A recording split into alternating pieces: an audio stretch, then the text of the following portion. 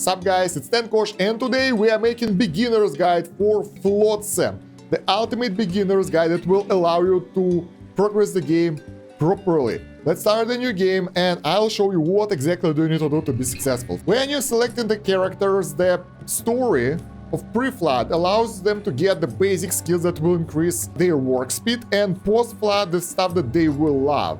And the things that they love, when they do that, they increase their morale, they'll be happier and more productive. So the best thing to do is to have the guys with the good combinations like we have over here. Someone who have fishing skills and fishing love will be way more efficient because you can assign them to fishing. They will be always happy doing that. For the second character we have athletics, and love for athletics is good enough as well. And for the third one we have crafting skills, construction, and fishing love. Let's reroll the fella. And the thing is, you can reroll them randomly to get the random type of character, or you can select what kind of skills you are looking for. We will try to get the crafting one because crafting is extremely important. So there we go, that's perfect. Construction, crafting, and cooking.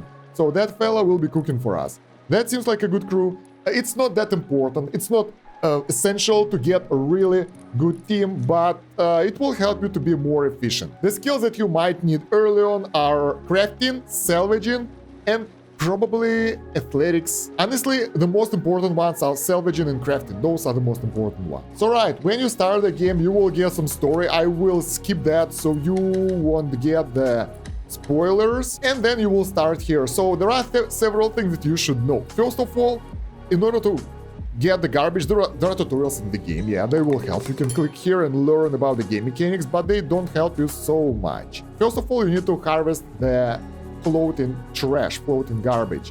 You need to put the swimming marker in order to get your guys to go and harvest that in the ocean. The thing is, it has a limited radius, and they will only pick up stuff inside of that radius, but you can use X and Z buttons in order to increase the radius. That will allow you to easily cover the entire deposit without putting multiple of those tiny little things. So I think it's better to do like that with the bigger radius that allow you to properly utilize that. As far as I understand, one swimming marker works for only one drifter, one of your characters. Since you have 3 of those and you have nothing else to do, you can put multiple markers at the same time, and that will allow more people to go and harvest resources. That will make it faster.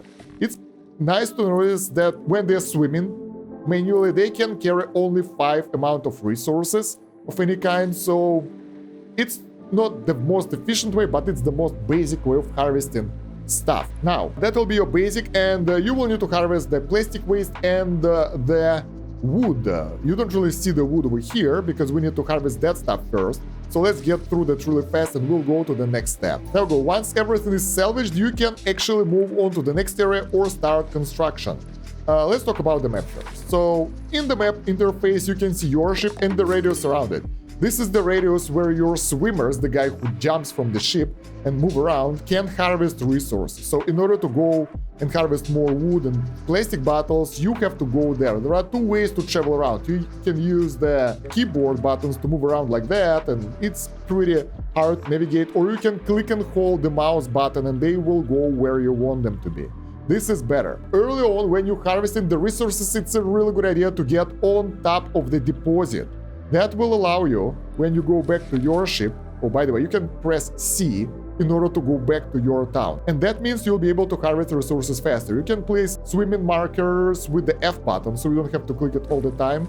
And once again, let's place 3 of them in order to get all the guys here.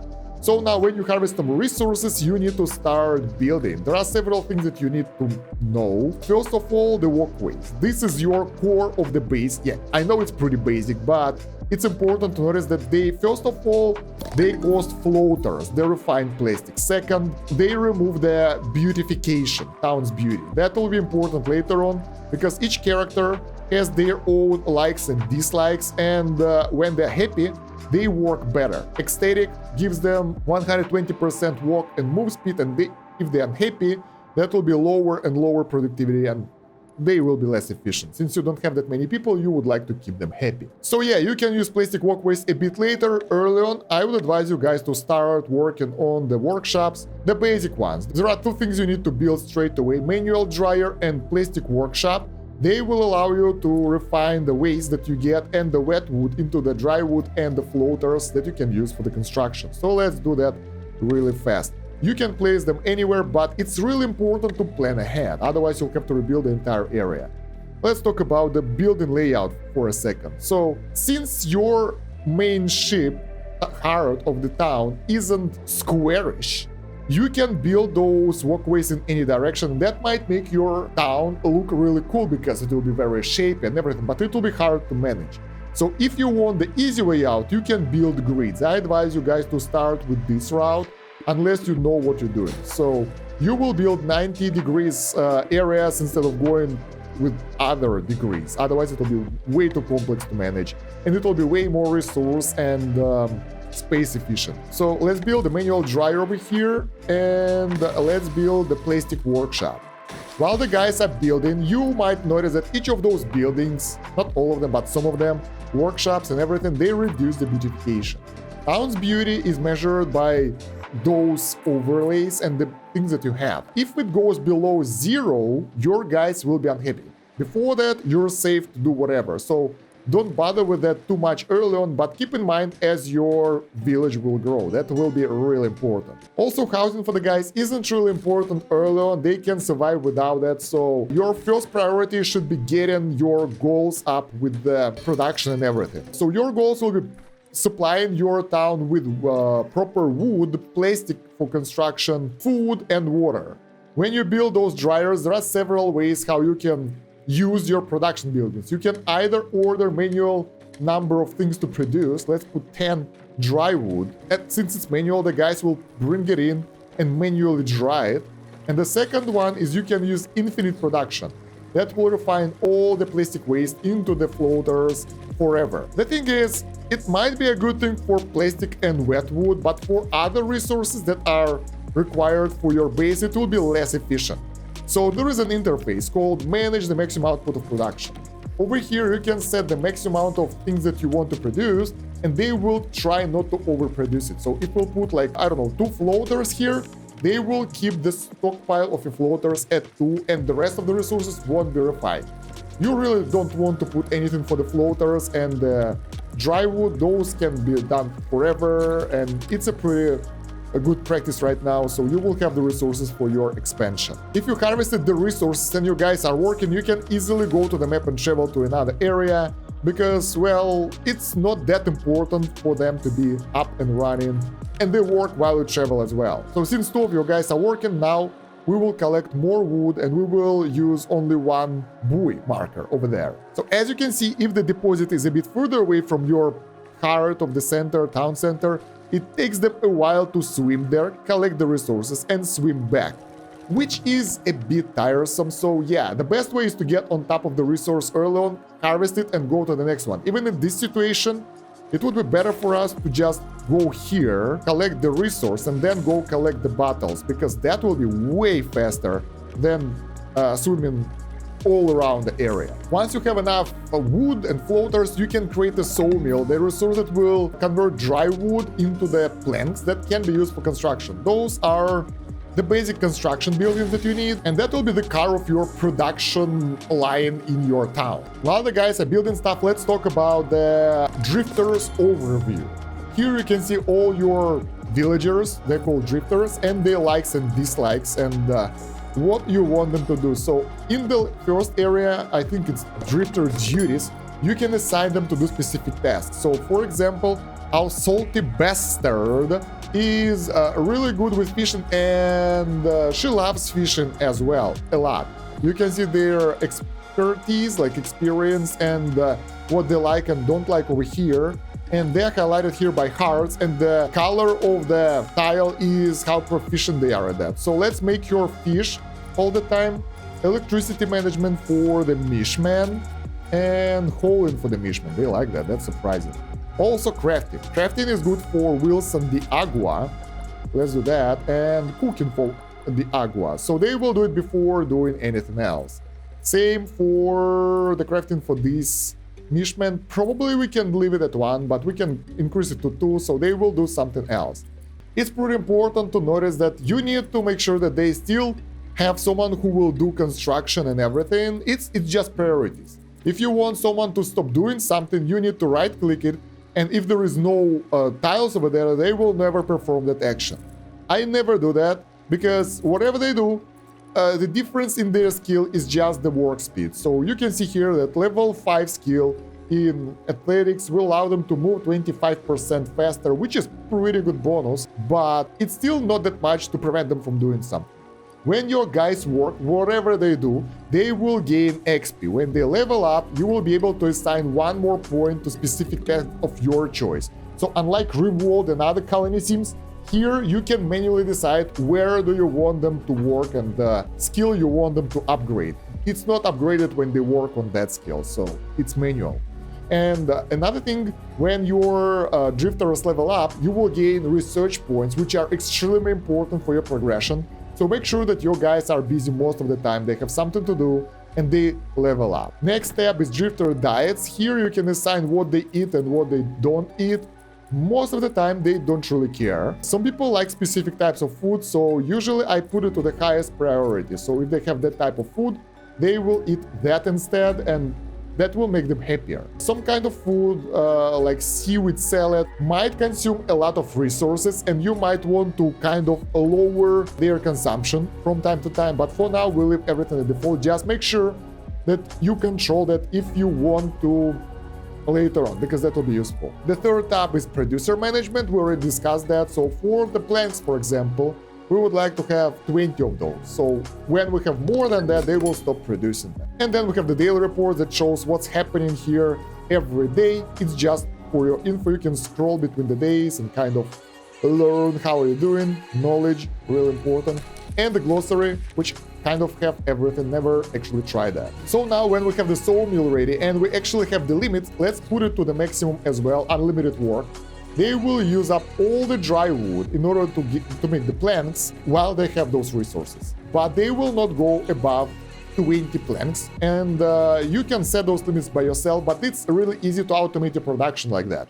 Instead of manually clicking everything every time, you can just put it to the unlimited production and then just get the raw resources to refine them. So now when we set the priorities, we can see that only one drifter is going to harvest the resources, even though we have 3 buoys, and the rest of those will do crafting. That's because we set them to the priority of crafting before howling and salvaging. Yeah, there it is, buoy salvaging. So depending on the priority list, they will do one thing before another, and you can use it to your advantage when you want them to do something specific. Another important thing about the buildings is the weight. You have the limited amount of weight that you can carry. You can see it in the town's heart weight tab, and over here you will have the weight tier, and you will see how much weight you can get before the next tier.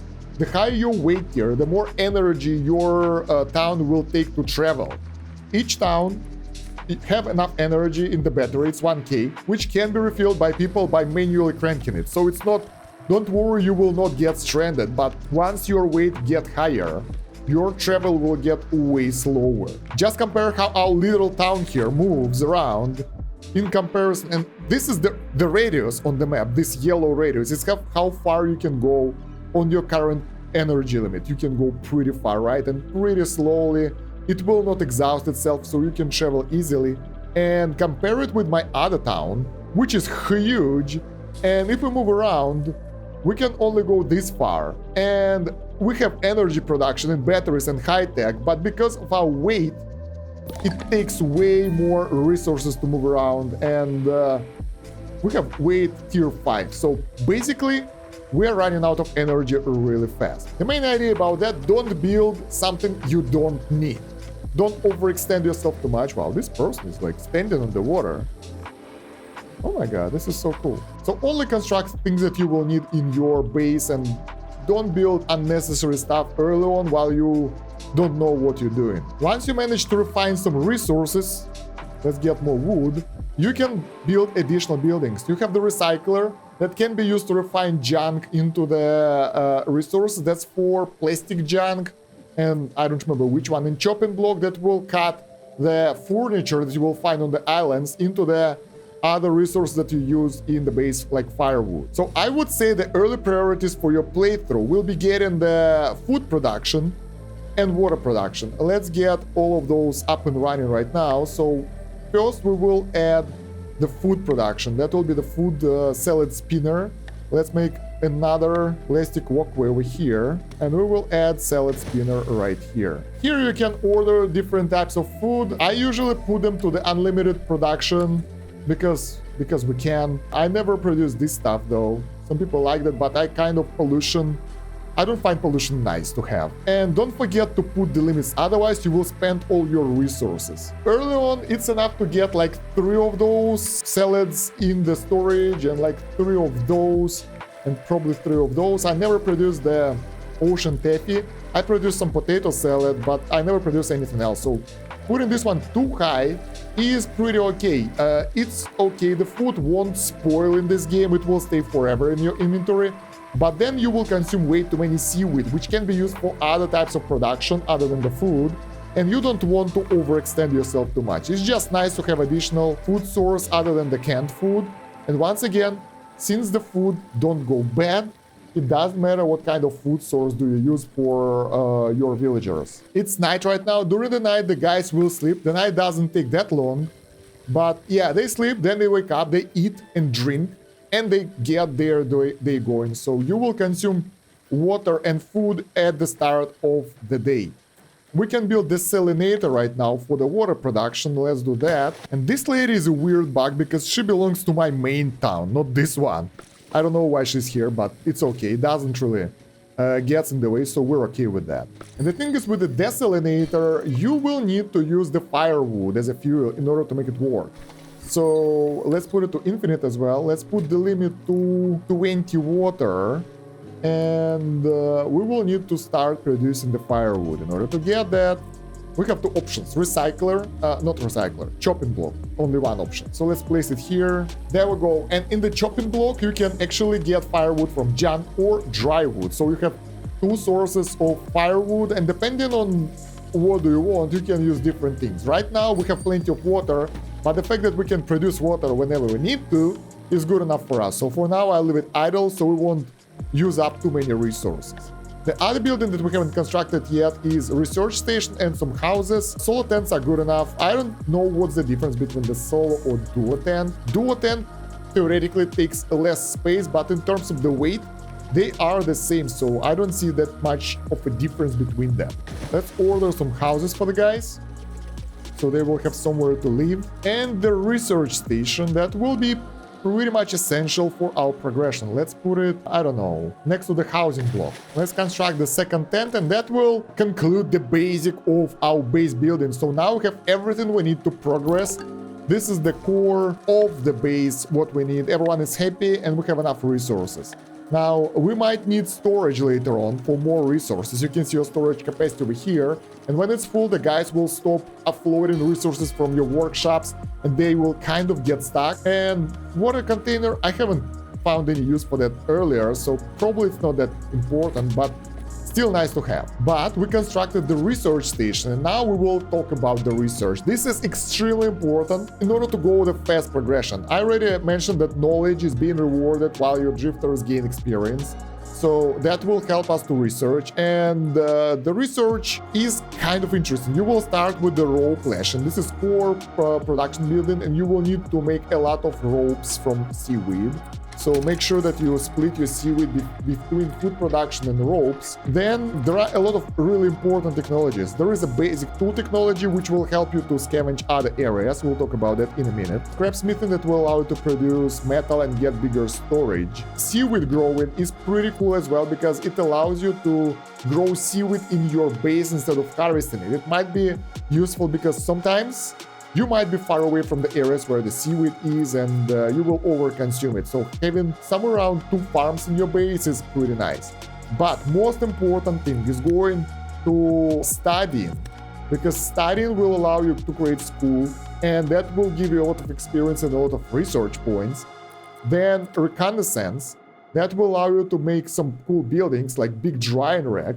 that will dry wood automatically without your guys needing to work there. That's pretty cool. And the mooring point, which is the most important. And then you need the salvage boat.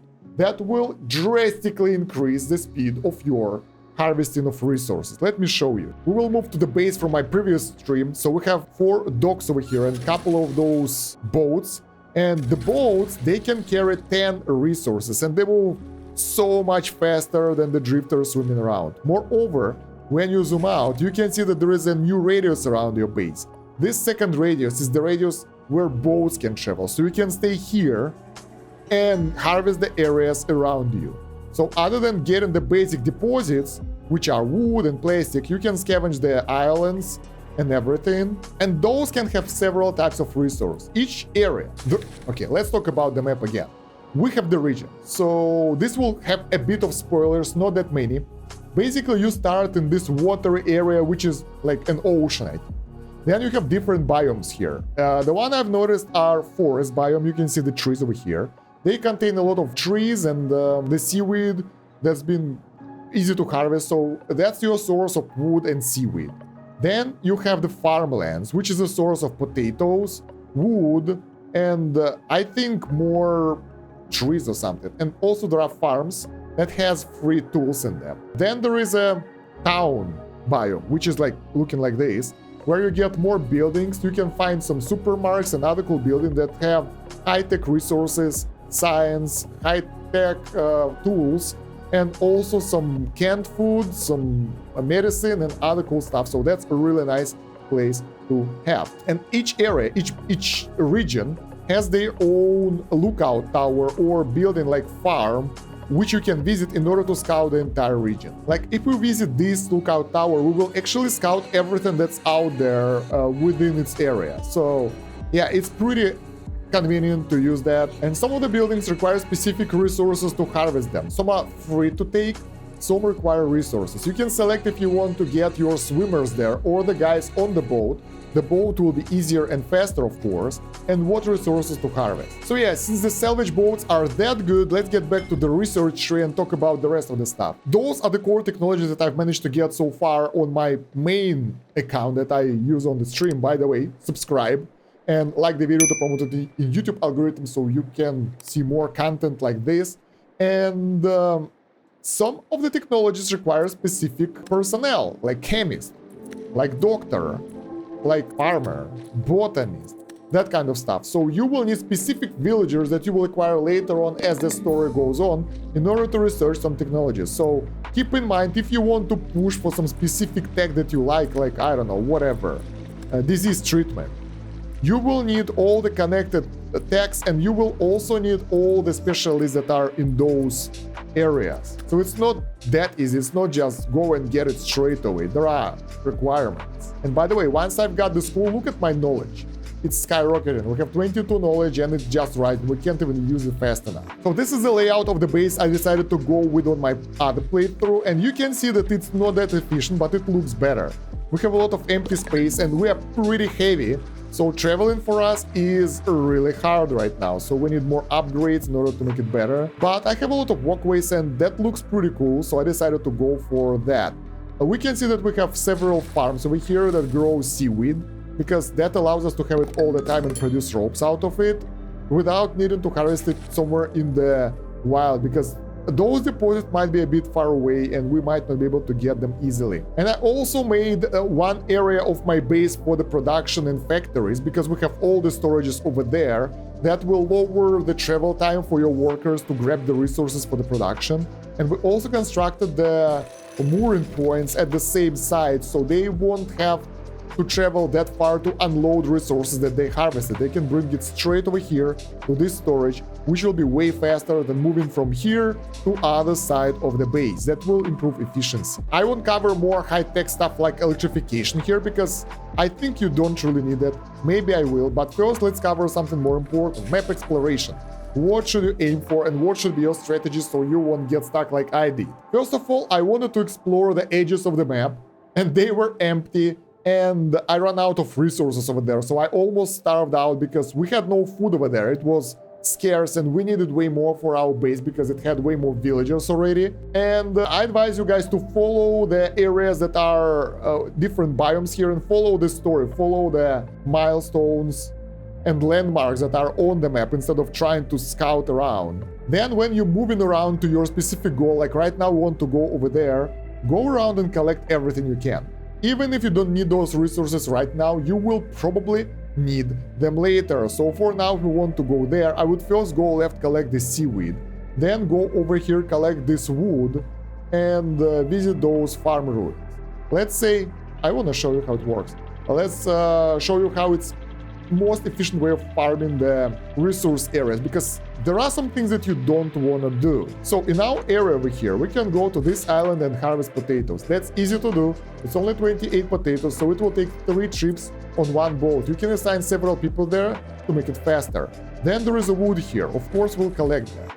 Then we have another island over here, which is a farm ruins. We can take 3 tools over here, which you always should do, and the furniture that can be refined into the firewood later that can be used for other production. And also we have overgrown ruins where we can get 12 wood for 2 chopping tools. Now that's the thing you don't want to do. Do it only in case of the emergency, because in order to create those tools, where is it? Here. In order to create chopping tools, you will need to spend 1 metal plate. And metal is really scarce and hard to get, so I did a mistake by collecting everything everywhere, and that wasn't the best idea, because cost of this was very high, and I used up a lot of metal that's really hard to come by. You can farm it. Using up the demolition tools is okay, because it's not that expensive. You can get it normally. And precision tools usually reward you with something cool that you would like to get anyway. Containers are pretty free, so probably you would like to use that. I never found a use for the letters, and they are pretty easy to get as well. And for the protective gloves, I've never seen use for that as well, and it's pretty easy to construct as well. So the only rare and expensive resource here is chopping tools and precision tools. When you need better tools, you can create power tool maker that produce like higher tier tools. And we have fabricator for upgrade for the buildings. This is high-tech stuff that requires electricity, so probably it's not for the beginners, but just so you let me know how to get there if you get in stuck. And power is pretty easy. You just connect it to the power poles and connect to the main buildings, and they become a grid that you can use to generate electricity. Batteries are storing electricity. You have one in your town card of 1k power, and then you just select the refill threshold. I put it to the maximum, so it's always working and we always have enough resources. Cool thing that our wood power generator is not burning the wood when you don't need the power, so it's very efficient. Now, since I told you that iron is really hard to get, the easy way to get the iron is follow the roads. You will find different buildings here, which are really just the remainings of whatever. Let me show you. The remainings of highways where you can get the metal, but you will need specific tools for that. So let's go take a look at this one. Bam! There's the remaining of the gas station, and we will need demolition tools to get the iron scrap that we use for the production, metal scrap. So make sure that you have at least, I think, 10 to 12 demolition tools available at all times in order to harvest it properly. Those things are your main source of metal. You can still find it in other points of interest, but this one is always good and it always has pretty good amount of metal. So if you need that, you can go to one of those and collect that. Now, what can you do to make your city lighter? If you are feeling too heavy and you're moving too slow, you can use these gas bags that you can produce when you get to the electricity point in order to lower the weight of the buildings. And I think it's really efficient because it's slowly lowering the weight of your buildings, and you can produce it not free, but it's really easy to get. And I think sort of it's pretty cool because it allows you to make your town lighter, so you will travel easier. It's a slow process of upgrading everything, but you should do it anyway, especially for the buildings that are here to stay, that won't go anywhere, because you can get rid of some buildings sooner or later. Right now, another question, the main one: how do you get more villagers?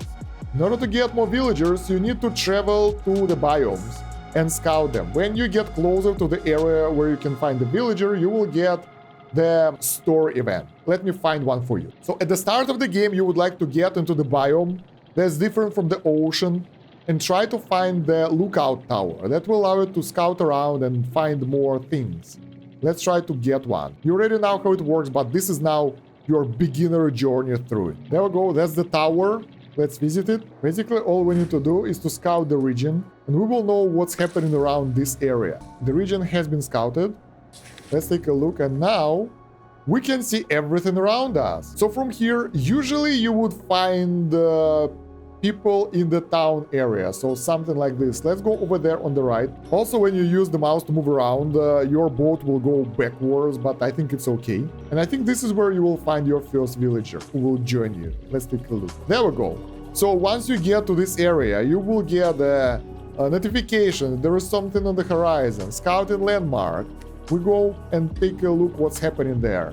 Again, so let's scout the region, and here you can get the furniture and plastic junk as well, if you want to. That will allow you to refine it later. Usually you would like to do that anyway, so make sure to collect everything you can that's free. Alright, and now we gotta move over here, and this is where you will find your first villager, right? There we go. It will tell that we've spotted signs of life. There might be survivor there. When you get close enough, over there, bam. So we need to go and visit that site. You will have the face notification, face mark next to your base, so you know that you gotta go there in order to find the survivor and don't lose that area. And if you do it early on like I do right now, you can travel pretty far pretty easily because it doesn't cost you too much to travel around. There we go, and we visit that island and get the scrapple on our ship. You do that, and bam, the scrapple joined the little port. That's how you get more people for your base, and now you have additional person that will work for you. You just inspect them, see what they do. This one is good at salvaging and construction, so let's make them work on the construction and salvaging and landmark interaction. So that's what they will do. And just like that, you will slowly build up your village with more people and everything. Honestly, other than that, there are not many things I can tell you without spoiling the game too much. I just want to let you know that make sure that you have enough food in your storage and that you plan your journey accordingly so you won't run out of food while you go to get more, so you have all the basic needs fulfilled, and you can slowly research the game. There is no need to rush. There are no threats, at least that's as of 5 hours I played so far. It's pretty chill. You can collect the resources, go slowly, and there are plenty of resources. You will not starve out. Other than if you will go to the area that you already scouted and harvested everything. Then it might be a bit too hard because the deposits will be empty. So plan ahead, and if you take a look at your base, there is a compass to the north and south, and the map to the south and the north isn't that wide. So you go from west to the east. So you can go in a zigzag fashion throughout the map in order to kind of get through everything. That's what I try to do, and it works okay. So you start somewhere here, you go through those areas, reach this area, go up, collect the resources, make sure to harvest everything you need in those areas, and go forward. Sometimes in some areas you might need specific tools, so probably you will need to go back later.